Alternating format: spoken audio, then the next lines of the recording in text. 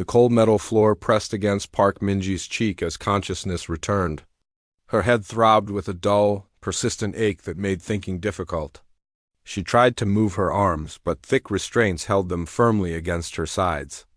The air smelled wrong, sterile, and sharp, nothing like the recycled atmosphere of her research vessel. The memory came rushing back. The sudden appearance of coalition warships, the hull breach, her crew screaming. Then darkness. Minji forced her eyes open. The cell around her was small, maybe 3 meters square, with walls that glowed faintly blue. Through a transparent barrier, she could see a corridor and other cells beyond. Some were empty. Others held shapes she couldn't quite make out in the dim light. A door slid open with a hiss. 3 figures entered the corridor. The one in front stood nearly 7 feet tall, its body covered in chitinous plates that clicked softly as it moved. Multiple limbs folded against its thorax, and compound eyes reflected the blue light in strange patterns. Behind it came 2 shorter creatures, these ones walking upright but covered in scales that shifted color with each step. The insectoid creature stopped before her cell. When it spoke, a device on its chest translated the clicks and buzzes into words Minji could understand. Human Specimen Park Minji, you are now property of the Galactic Coalition Research Division. Your vessel was destroyed for unauthorized presence in Coalition space. You alone survived. The words hit her like physical blows. Her crew. Dr. Kim, Engineer Wang, young pilot Choi who always made terrible jokes. All gone. Your species is classified as Category 4 primitive. Potential threat level high. You will serve as behavioral study subject until your usefulness expires. The creature's mandibles clicked in what might have been satisfaction. I am Commander Vexter. You will obey or you will suffer. These are your only options. Minji wanted to scream, to fight, to demand answers. But she'd studied enough alien species to know that emotional outbursts often led to worse treatment. She forced herself to breathe slowly and nodded once. Good, it learns quickly. Vexter made a gesture, and the restraints released. You will work in Xenobiology Wing. Cleaning, feeding, basic maintenance. Do not touch specimens directly. Do not attempt communication with other primitives. Comply and you live. Refuse and you do not. Simple enough for primitive brain to understand, yes? They took her through corridors that twisted and turned in ways that hurt her eyes. Other coalition species moved past without looking at her, as if she were just another piece of equipment. Finally, they reached a massive chamber filled with containment cells of various sizes. Some held creatures she recognized from her research. Others were completely alien to her. A human man stood near a terminal, reviewing data on a holographic display. He was older than Minji, maybe in his 50s, with gray streaking his dark hair. He looked up as they approached, and his expression flickered between surprise and something that might have been pity. Another human, he said in Korean, his voice flat. I'm Dr. Yoon Dae-ho. I coordinate specimen care in this section. You'll report to me. You work for them? Minji couldn't keep the disgust from her voice. Yoon's eyes hardened. I survive. That's more than most humans in coalition space can say. You'll learn that idealism dies quickly here. The coalition sees us as barely sentient animals. We're studied, catalogued, and disposed of when no longer useful. I chose to be useful. Before Minji could respond, a sound echoed through the chamber. It was low, deep enough to feel in her chest rather than just hear. Every creature in every cell went silent. Even the coalition handlers froze. That, Yoon said quietly, is Scar, the apex predator from Kreshva. She's been here 6 months. Killed 17 soldiers during her capture. They keep her sedated most of the time, but even drugged, she's the most dangerous thing on this station. Minji followed his gaze to the largest cell at the far end of the chamber. Through the reinforced barriers, she could make out a massive shape. At first, her mind struggled to process what she was seeing. The creature was easily 12 feet long, with a body that seemed to combine features of a great cat and something reptilian. Powerful muscles moved beneath scales that looked like armor plating. Four legs ended in claws that could probably tear through steel. A tail thick as Minji's torso lashed slowly back and forth, but it was the eyes that caught Minji's attention. They were large and intelligent, tracking the movement of drones that moved around the cell. Not with the simple awareness of an animal, but with calculation. With thought. "She looks like she's thinking," Minji whispered. Yoon snorted. "Don't project human characteristics onto specimens. That's how researchers get killed. She's dangerous, nothing more. You'll clean the exterior of her cell using the automated systems. Never, under any circumstances, enter that cell. Am I clear?" Minji nodded, but she couldn't look away from those eyes. As if sensing her attention, the massive head turned slowly in her direction. For a moment, predator and human stared at each other across the distance. The creature's nostrils flared. Her breathing changed, became less labored. One ear twitched forward. "Stop staring and get to work," Yoon snapped. "Your station is there. Follow the protocols exactly." The next hours blurred together. Minji learned the basics of the automated systems, how to manipulate the cleaning drones, how to deliver food without ever getting close to the specimens. Most of the creatures seemed broken, listless, their eyes dull with despair or sedation, but not Scar. Every time Minji glanced at that cell, those intelligent eyes were watching. Not with aggression, but with something that looked almost like curiosity. During what she assumed was a break period, Minji found herself alone near Scar's cell. The creature was awake, lying on her side, breath coming in slow, heavy pulls. Sedatives, probably. Up close, Minji could see scars crisscrossing the dark scales. Evidence of the capture or earlier battles. "I'm sorry," Minji said quietly, knowing it was foolish. The creature couldn't understand her. Probably couldn't even really hear her through the barriers, but Scar's ear twitched again. Her breathing pattern changed, became more even. One massive eye fixed on Minji, and in its depths, Minji could have sworn she saw recognition, not of her specifically, but of the tone. The meaning behind the words. "Rest," Minji whispered. "I'll figure something out." A rumble came from the creature's chest. So low Minji felt it more than heard it.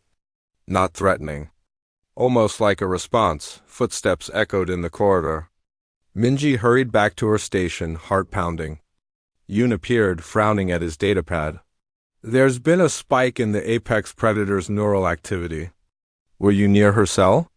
"Just passing by to the cleaning station," Minji lied. Yoon studied her for a long moment, then shook his head. "Get some rest. Your cell is through that door. Tomorrow you'll learn the full routine. And remember Specimen Park Minji, stay away from that creature. She's killed before. She kill again." As Minji walked to her assigned cell, she glanced back once. Scar was watching her go, those intelligent eyes tracking her every movement. And then Minji made a decision. She didn't know how yet, but she would find a way. Because whatever Commander Vexter and the Coalition believed, that creature in the cell wasn't just a specimen, she was a person. And persons deserve to be free. 3 weeks passed in a blur of routine and quiet rebellion.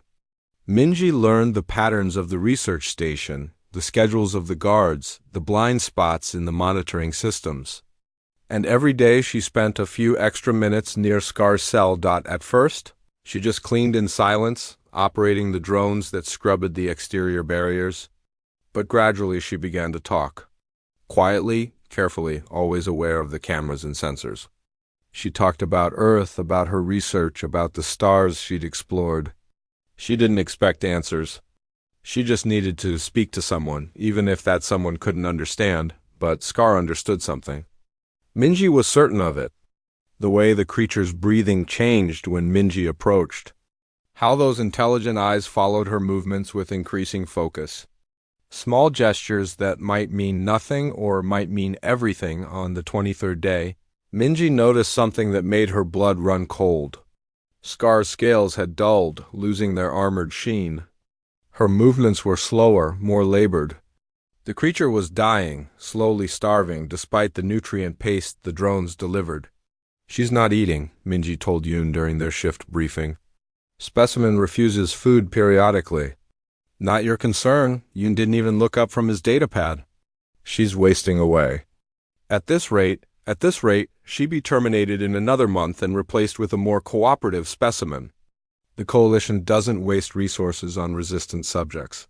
His voice was matter-of-fact, as if discussing broken equipment rather than a living being. Minji felt rage building in her chest. How can you be so cold? You're a scientist. Doesn't it bother you? Yoon finally looked at her, and for a moment, something raw showed in his eyes. Pain, maybe? Or guilt. What bothers me is staying alive. What bothers me is that I've seen 12 humans die on this station because they refuse to accept reality. You want to throw your life away for a creature that would probably kill you without a second thought? Go ahead, but don't expect me to mourn you. That night, Minji couldn't sleep. She lay in her cell, staring at the blue glowing ceiling, thinking about Scar slowly dying alone, about her own crew dead in the cold of space, about how the Coalition viewed both humans and creatures like Scar as nothing more than things to be studied and discarded. She made a decision that would probably get her killed the next day. During the maintenance cycle, when most staff were occupied with a systems check, Minji accessed the restricted files on her terminal. It took 3 tries to bypass the basic security, using codes she'd memorized from watching Yoon work. Her hands shook as she pulled up Scar's capture report. The words on the screen made her stomach turn. Scar had been captured on Kreshva after a Coalition survey team violated the planet's protection status. She'd attacked the team not out of simple aggression, but in defense of her territory. In defense of her cubs. 3 cubs. Removed from her den. Separated from their mother and transported to a military research facility in another sector, Scar hadn't been refusing food out of stubbornness. She was dying of grief. Minji closed the file quickly as footsteps approached.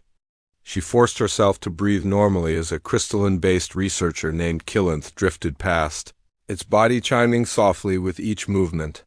Primitive, it said without stopping. Your emotional attachment to specimens has been noted. Director Holvin finds it amusing, like watching an insect care for a stone. The researcher moved on, laughing in a sound like breaking glass. Minji waited until her hands stopped shaking, then returned to her duties. But that afternoon, she did something forbidden. She spoke directly to Scar in full view of the monitoring systems, not caring anymore what happened to her. They took your children, she said quietly, standing as close to the barrier as safety protocols allowed. I know what that means. I know why you're giving up. Scar's head lifted from the floor, those massive eyes fixed on Minji with sudden, complete focus. I'm going to find them. I don't know how yet, but I will. And I'm going to bring you back to them. That's a promise. A rumble came from Scar's chest, different from before. It started low and rose in pitch, modulating in ways that almost sounded like language. Minji felt the vibration in her bones. I don't understand, Minji whispered. But I'm trying to... Scar moved then, rising to her feet with sudden strength that seemed impossible for a creature that had been dying moments before. She approached the barrier, each step deliberate and careful. When she was close enough, she did something that made Minji's breath catch. The massive creature lowered her head and pressed, her snout against the barrier, as close to Minji as the force field would allow. Her eyes closed. Another rumble, softer this time. Almost gentle. Minji raised her hand and placed it against the barrier, matching the position of Scar's nose. I see you, she said. Not a monster. Not a specimen. I see you. The alarm came without warning. Sirens shrieked through the facility. Emergency lights flashed red. Automated voices announced a containment breach in Section 7. Minji's terminal exploded with alerts. Toxic gas leak. Ventilation failure. Scar's cell. She watched in horror as yellowish vapor began seeping into the massive enclosure. Scar staggered back, shaking her head, confused and frightened. The automated systems that should have sealed the leak or evacuated the gas weren't responding. On Minji's screen, red text flashed. System error, manual intervention required. No. Minji's fingers flew across the controls, trying to activate the emergency protocols. Nothing worked. The gas was getting thicker. Scar was coughing now, a horrible sound that came from deep in her chest. Guards were running toward the section, but they were 2 corridors away. Drones were attempting to enter the cell, but the gas was interfering with their systems. Nobody was doing anything that would actually help. Minji looked at the manual override panel. The one that would open a service hatch into the cell. The one that specifically warned lethal danger, authorized personnel only. She didn't hesitate. She hit the override. The hatch hissed open. Minji grabbed a breath mask from the emergency station and plunged into the cell. The gas burned her eyes and exposed skin, but she could see the ventilation control panel on the far wall, half hidden behind equipment. Scar was on the floor now, struggling to breathe. As Minji ran past her, debris from the damaged ceiling began to fall. A metal beam, huge and heavy, plummeted straight toward Minji. The world slowed. Minji saw the beam falling, knew she couldn't dodge in time, accepted that she was about to die. Then something massive slammed into her from the side, driving her to the ground. The beam crashed down inches from her head. When Minji looked up, gasping, she saw Scar crouched over her. The creature's own back taking the impact of smaller debris. Their eyes met. In that moment, something passed between them. Understanding, trust, recognition of one person saving another. "Move," Minji gasped. "Let me fix it." Scar shifted carefully, keeping her body as a shield while Minji scrambled to the panel. Her fingers were clumsy with fear and pain, but she managed to reroute power to the ventilation system. Fresh air began pulling the toxic gas away. Guards burst into the cell seconds later, weapons raised. They found Minji collapsed against the wall, coughing violently, and Scar standing over her protectively. Not threatening, protecting. Commander Vexler arrived minutes later, mandibles clicking furiously. The human violated protocol. Enter dangerous specimen containment. This is termination offense. She saved the specimen, Yoon said quietly. He'd appeared with the guards and now stood studying the scene with an unreadable expression. The automated systems failed. Manual intervention was required. She followed emergency procedures. She risked coalition property. She preserved it. The apex predator would have died without her actions. Director Holven will want to know why the automated systems failed in the first place. Vexler's compound eyes fixed on Minji for a long moment. 1 week confinement. Reduction in rations. Another violation and there will be no mercy. Remove her. As the guards dragged Minji away, she looked back at Scar one last time. The creature was watching her go, head tilted in that way that meant she was thinking. That night, in her cell, Minji heard the whispers of the guards in the corridor. They were laughing, speaking in their own language. She'd learned enough to understand most of it. "The monster's pet," one said, "actually enters the cage to serve her master." "Foolish primitive," another agreed. "Doesn't know when something wants to eat her." Let them laugh, Minji thought. Let them call her what they wanted. Because now she knew something they didn't. She and Scar had chosen each other. And that changed everything. The week of confinement gave Minji time to think, and thinking led to planning. She'd promised Scar she would find her cubs. Now she needed to figure out how. The maintenance logs were her first resource. Every system on the station generated reports, and someone had to read them. Usually nobody paid attention to the endless streams of data, which made them perfect for hiding messages. Minji began leaving small anomalies in the environmental reports. A pattern of temperature fluctuations that spelled out coordinates. Pressure readings that formed letters when graphed. It was a desperate gamble, but she remembered hearing whispers about a human resistance network that operated in coalition space. 3 days after her release, someone responded. A new message appeared in the logs, hidden in the power consumption data. "We see you." Engineer Lee, Section 12. Lee Hyun-woo turned out to be a maintenance worker who'd been on the station for 2 years. He was lean and careful, with engineers' hands that were always stained with grease. They met in a storage closet during a shift change, when the monitoring systems had a 30-second gap. "You're insane," were his first words to Minji. "Contacting the resistance over station logs? Every communication is monitored." "Not if you know how to hide them in the background noise," Minji replied. "I need help." "We help humans. That's the mission. We sabotage coalition operations, rescue captured people, and stay alive. We don't break out specimens." Hyunwoo's voice was firm but not unkind. "She's not a specimen. She's a person who had her children stolen. She's an alien apex predator that's killed coalition soldiers.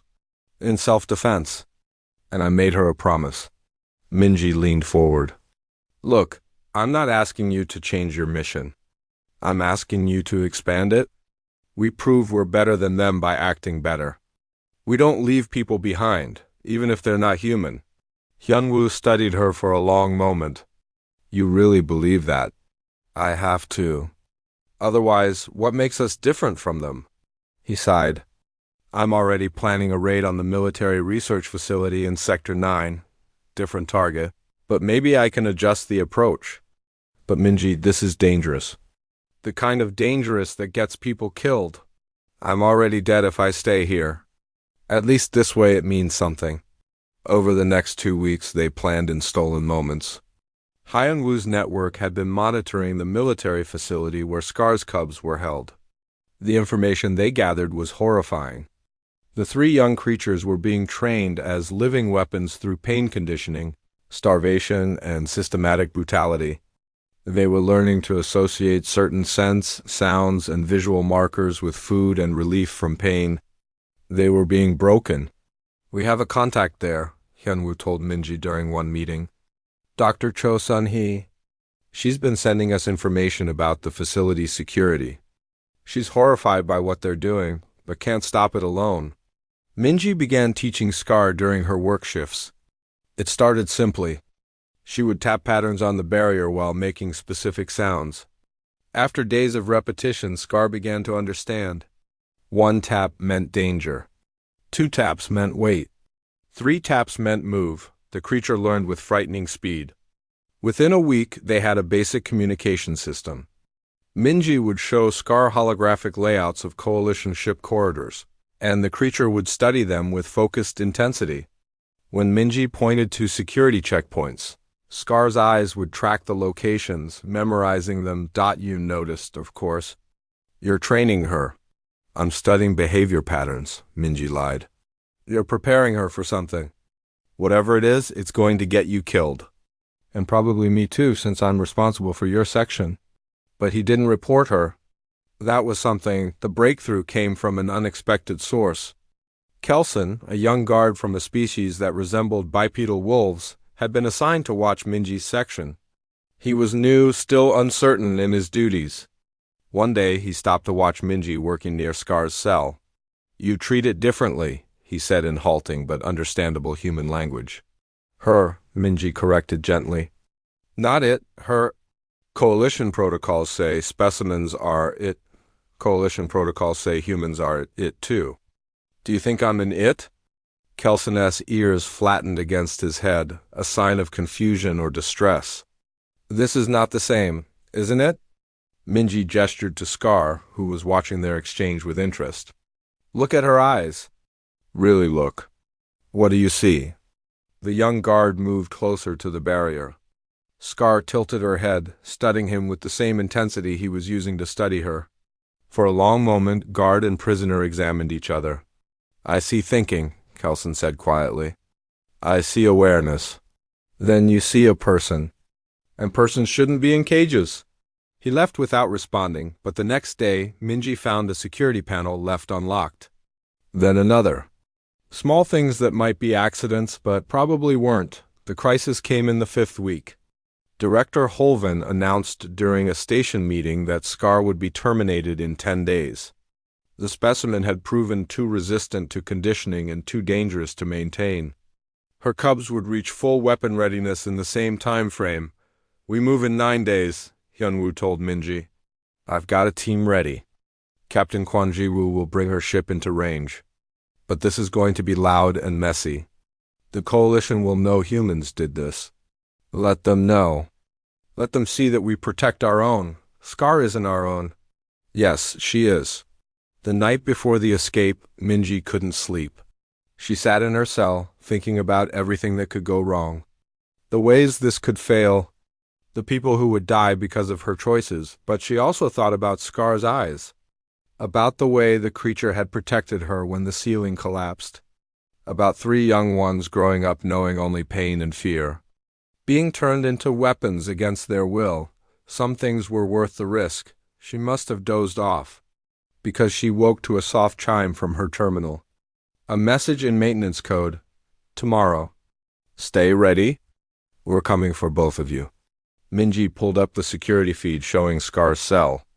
The creature was awake, pacing in that restless way that meant she sensed something changing, as if feeling Minji's eyes on her. Scar looked directly at the camera. Minji tapped a message on her terminal, one that would show on the cell's internal display. 3 taps. The signal they'd established .move.ska are single quotes S head dipped once. A gesture Minji had learned meant understanding. Tomorrow, they would either escape or die trying. But they would face it together. And somehow that made even the fear bearable. Minji thought about Dr. Cho Sunhee in the military facility, preparing to release the cubs. About Hyunwoo and his team, risking everything for what was right. About Kelson, questioning his orders. About even Yoon, who pretended not to care but had protected her when he could. The coalition thought humans were primitive. They thought creatures like Scar were monsters. They thought caring for others made you weak. Tomorrow, Minji thought with grim satisfaction. They would learn how wrong they were, because the thing about humans was simple. They pack-bonded. They chose their families. They protected what they loved with everything they had, and Scar was family now. Her cubs were family, and nobody took family from each other. Not without a fight, Minji lay back down, forcing herself to rest. Tomorrow would be chaos. Tomorrow would be violence and fear and desperate chances. Tomorrow would change everything. But tonight she let herself imagine something different. A ship flying free in deep space. Scar reunited with her cubs. All of them together, safe and UNCAINED. That was probably just a dream. But dreams were better than nothing. And sometimes, if you fought hard enough, dreams became real. She closed her eyes and waited for the dawn. The system's failure began at exactly 0300 hours station time. Lights flickered throughout the research wing. Containment fields wavered. Environmental controls started reporting impossible readings. Chaos spread through the station like fire through dry grass. Minji was already awake, dressed, and waiting. She'd memorized the route to Scar's cell, counted every step, planned for every obstacle. When her cell door unlocked with a soft hiss, she didn't hesitate. She ran. The corridors were full of confused guards and researchers. Alarms shrieked. Emergency protocols battled with the cascading system failures. In the confusion, one human running through the halls attracted little attention. Everyone was too busy trying to figure out what was happening. Kelson stood outside Scar's containment area. He saw Minji approaching and his hand moved to his weapon. For one terrible moment, their eyes met. Then the young guard stepped aside. "I saw nothing," he said quietly. "I was checking the eastern corridor when the prisoner escaped." "Thank you," Minji whispered. "Don't thank me. Just survive. And tell others what you've seen here. Tell them we're not all monsters." She touched his arm briefly, then moved past him to the control panel. The codes Hyunwoo had provided worked perfectly. The massive reinforced barriers around Scar's cell began to retract. Minji stepped into the cell. For the first time, there was nothing between her and the apex predator. No barriers, no force fields, no safety measures. Just human and alien face to face. Scar rose to her full height, 12 feet of scaled muscle and razor claws. Those intelligent eyes fixed on Minji, and for a moment doubt crept in. Maybe she'd been wrong. Maybe she'd read kindness into something that was just animal calculation. Then Scar lowered her massive head until her snout nearly touched Minji's face. A rumble came from her chest, soft and questioning. Her breath was hot but not unpleasant, carrying scents that reminded Minji of summer storms and ancient forests. Minji placed both hands on Scar's snout, feeling the warm scales beneath her palms. Ready to go get your cubs? The rumble deepened into something that might have been agreement. Scar moved past Minji with surprising gentleness. Heading for the corridor, they met their first resistance at the junction to the main hallway. 3 guards stood blocking the path, weapons raised. The lead guard, a reptilian species called Vrek, aimed his plasma rifle at Scar. "Stand down, specimen." "You will not." Scar moved faster than Minji's eyes could follow. One moment she was beside Minji, the next she was among the guards. There was no wasted motion, no unnecessary violence. A sweep of her tail sent Vrek flying into a wall. Her shoulder check knocked another guard through a doorway. The third dropped his weapon and ran. "They're not dead," Minji said, checking quickly. "You held back?" Scar made a soft chuffing sound.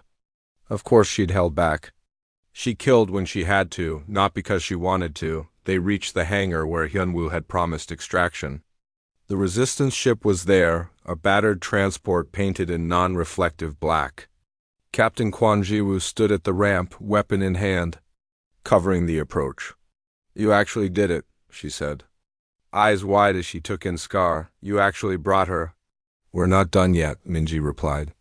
"The cubs already in motion. Dr. Cho is releasing them now." "But we have a problem." Daewoo gestured to the hangar entrance where red lights were flashing. Commander Vexler activated the station defense grid. "We're locked in." Explosions echoed from deeper in the station. Haimu's voice crackled over the CUM system. "Multiple resistance cells hitting coalition assets across the sector. We're giving you cover, but you need to break that grid now." Minji looked at the grid controls.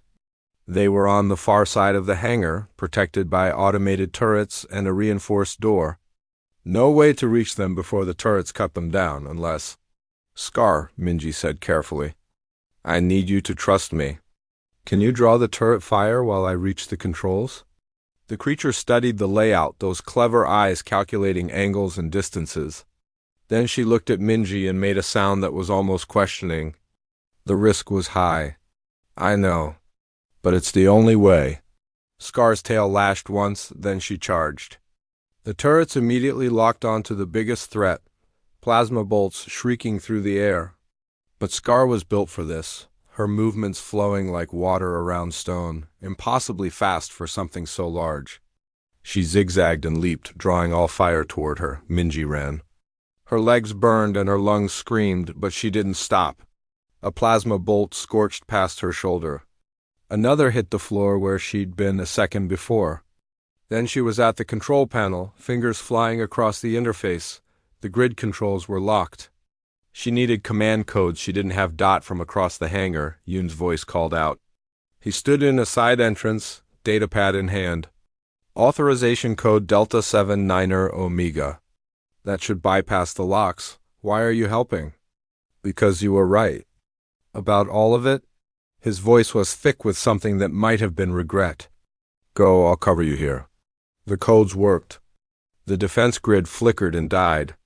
At the same moment, across the sector at the military facility, Dr. Cho Sun-hee was opening the containment cells holding 3 young apex predators. The cubs were smaller than Scar.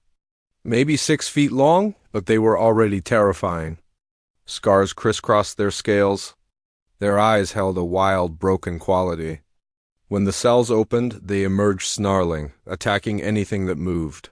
"Easy," Cho whispered, backing away slowly. "Easy, I'm trying to help." But the cubs had learned that everyone who claimed to help actually hurt. They lunged at her, claws extended. Then Scar's roar echoed through the facility's communication system. Hyunwoo had patched through the connection, letting the sound carry across the distance. It was a frequency only Scar's species could produce, a call that meant one thing. "Mother." The cubs froze. Their heads snapped toward the speakers. One of them, the largest, made a questioning sound. "A cub's call seeking reassurance." "That's right," Cho said gently. "Your mother is coming, but we need to go now. Can you follow me?" The largest cub moved first, then the others followed. They were still wary, still ready to fight. But the sound of their mother's call had awakened something deep in their instincts. The need to reunite with their pack. Back on the station, Commander Vexler appeared with a full security team. This ends now. Kill the specimen. Capture the human. Guards opened fire. Scar roared and positioned herself between the weapons and Minji, taking hits that should have dropped her. Her scales provided some protection, but plasma burns appeared along her flanks. She was hurt, bleeding, but she didn't move. No! Minji screamed. She couldn't let Scar die for her. Not like this. Then Kelson stepped out from cover and shot Vexler. The commander's weapon clattered to the floor. The other guards hesitated, uncertain. The primitive was right, Kelson said, his weapon now pointed at his fellow guards. I watched them. I saw thinking. I saw caring. What does that make us if we kill those who care? Some guards lowered their weapons. Others raised them higher. The hangar balanced on the edge of violence. A new ship appeared at the hangar entrance, Dr. Cho's vessel, barely holding together, carrying 3 young apex predators who'd never known freedom. The cubs burst from the ship before it fully landed. Seeking the source of their mother's call, Scar saw them and everything else ceased to matter. She charged forward, ignoring her wounds, ignoring the guards, ignoring everything but her children. The cubs met her halfway, all 4 creatures colliding in a tangle of scales, tails, and joyful sounds that made Minji's eyes burn with tears. The reunion bought them seconds. Captain Jiwoo's ship powered up. Everyone on board now. This window won't stay open. Minji ran toward the ship. Scar herded her cubs, keeping them close, protecting them from the guards who still aimed weapons their way. One guard fired, the bolt meant for Minji, the largest cub.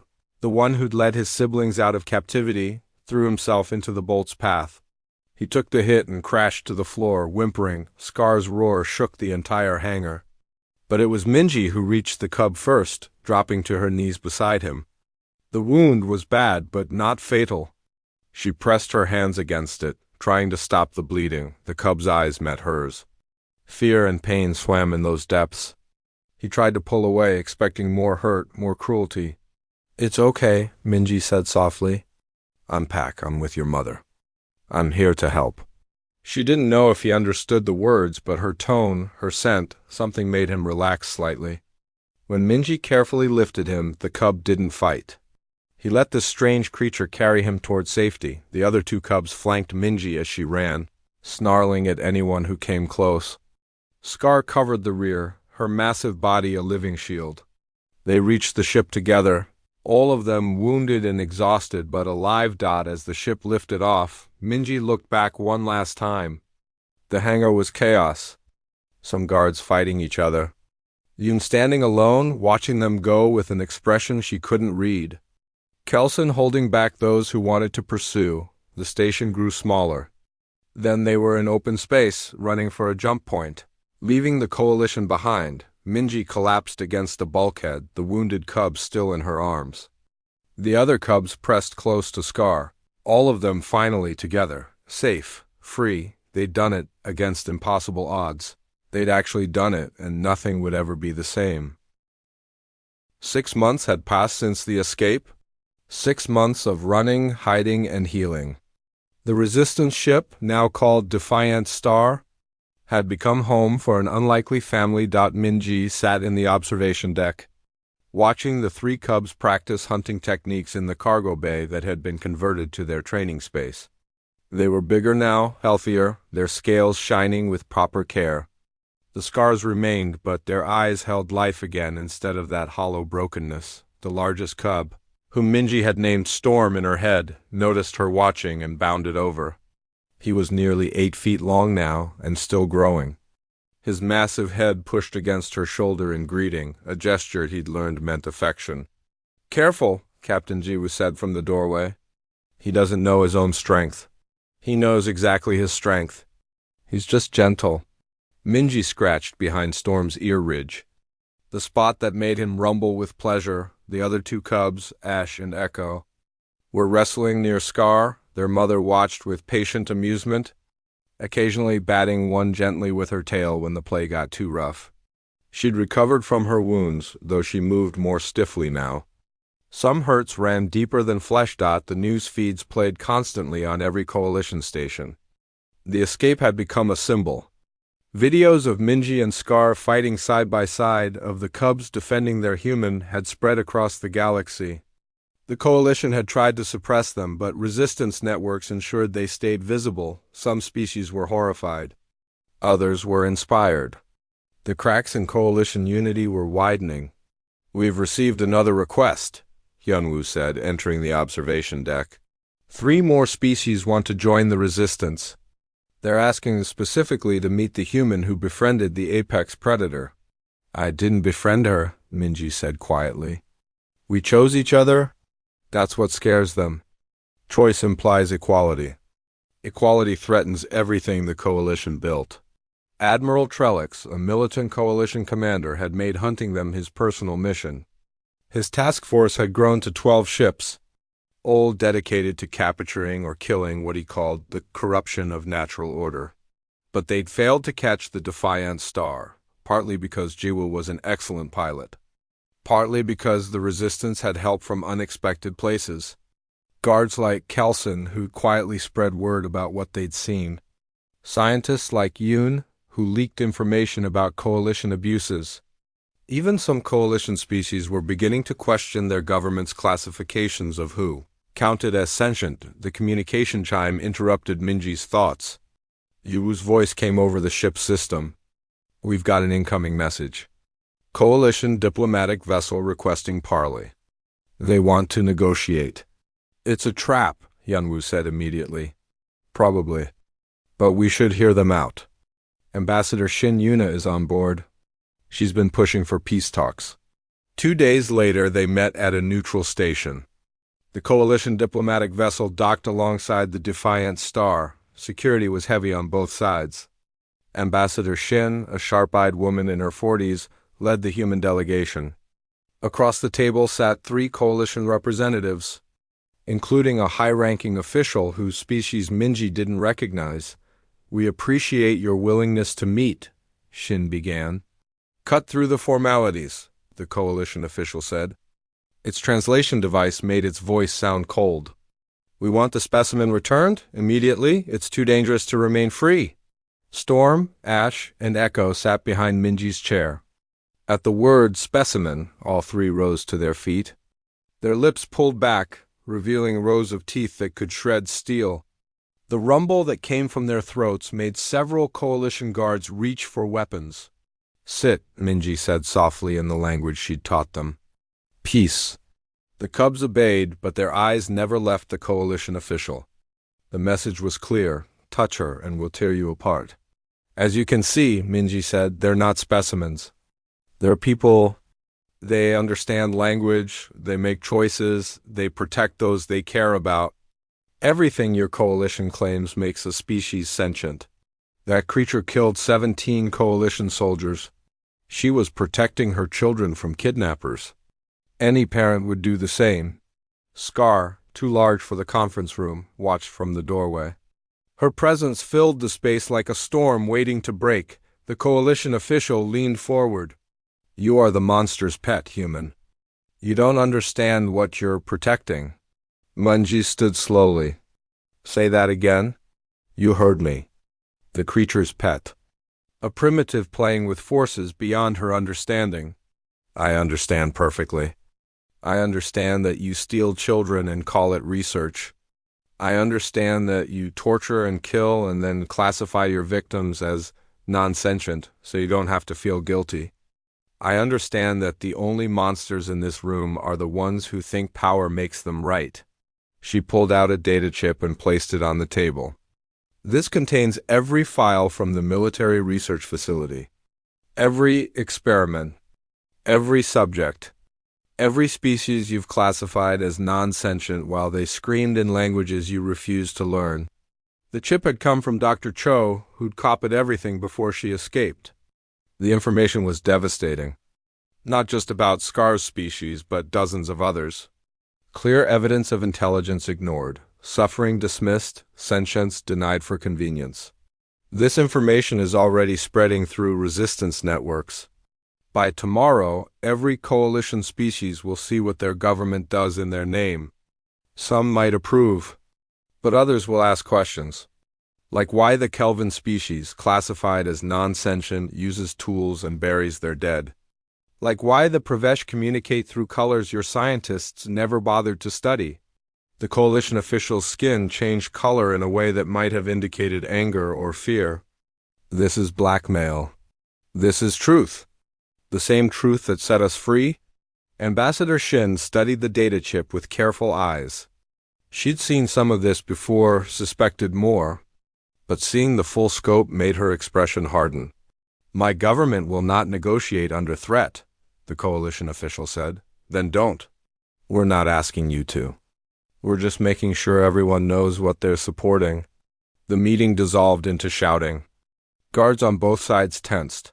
For a moment, violence seemed inevitable, then alarms shrieked. Admiral Trellick's task force had found them. 12 warships dropped out of jump space, weapons hot, ready to finish what they'd started. This is over, Trellick's voice boomed through the station's communication system. Surrender the specimens and the human traitors, or everyone dies. The coalition diplomatic ship began emergency undocking procedures.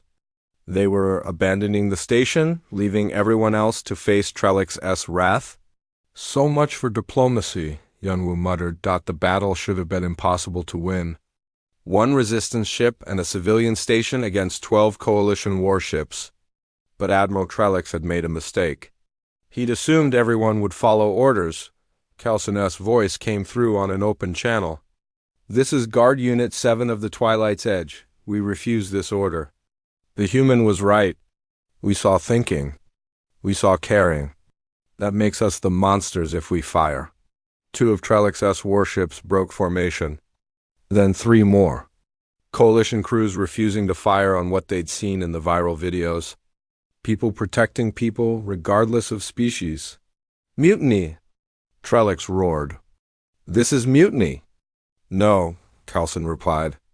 This is conscience. The remaining ships opened fire anyway. The station rocked under the assault. But the mutinous coalition vessels returned fire, turning the battle into chaos. Friend fighting friend, loyalty splitting along lines of belief rather than species. On the Defiant Star, Jiwoo fought to keep the ship intact while returning fire.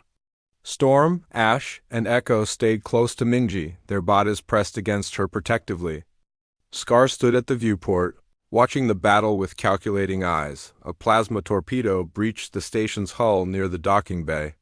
Explosive decompression tore through 3 sections. The diplomatic vessel, still trying to escape, was caught in the blast. It began to spin, life support failing.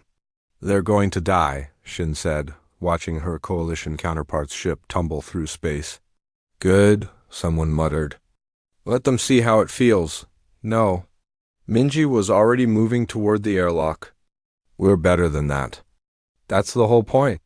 Minji, you can't. Yes, I can. And I will. She suited up while Jiwoo maneuvered the Defiant Star closer to the dying diplomatic vessel. It was insane, risky, probably impossible. But they matched velocities, extended the docking tube, and Minji entered the damaged ship. The coalition officials were terrified, expecting death. Instead, they found a human dragging them to safety, one by one. When the last official was secure on the Defiant Star, the diplomatic vessel exploded. Minji collapsed against the airlock, exhausted. The coalition official she'd argued with earlier stared at her in disbelief. Why? We called you primitive. Called you a pet. Why save us? Because that's what people do. We save each other. Even when it's hard. Even when you don't deserve it. That's what makes us better. The battle ended when Admiral Trellick's flagship took critical damage. The Admiral himself was arrested by his own crew, who'd finally had enough of orders that made them monsters. The coalition didn't fall that day. But it fractured. Ships defected. Species demanded reviews of sentience classifications. The certainty that had held the coalition together for centuries began to crack. 3 months later, Minji recorded a message that would be broadcast across the galaxy.